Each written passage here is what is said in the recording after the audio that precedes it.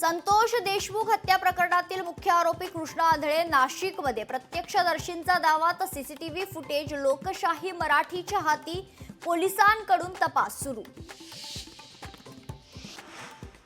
सरपंच संतोष देशमुख हत्ये प्रकरणाची सुनावणी 26 मार्चला, तयारीसाठी वेळ हवा, आरोपींच्या वकिलांची कोर्टाला विनंती।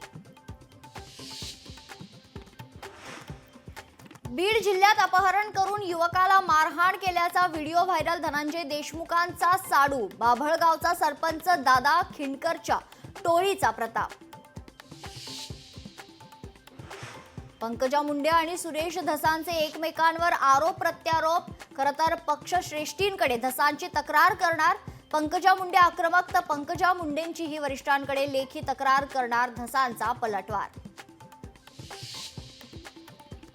सतीश भोसले उर्फ खोक्याच्या मुसक्या आवळल्या, प्रयागराजमधून खोक्याला ठोकल्या बेड्या, तर बीड पोलीस अधीक्षकांची माहिती।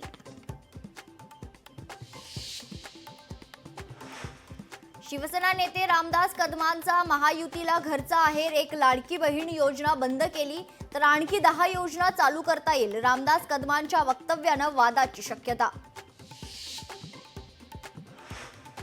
12 जिल्ह्यातील शेतकरी मुंबईमध्ये आक्रमक, शक्तीपीठ महामार्गाला विरोध करत मुंबईतल्या आझाद मैदानावर शेतकऱ्यांचं आंदोलन।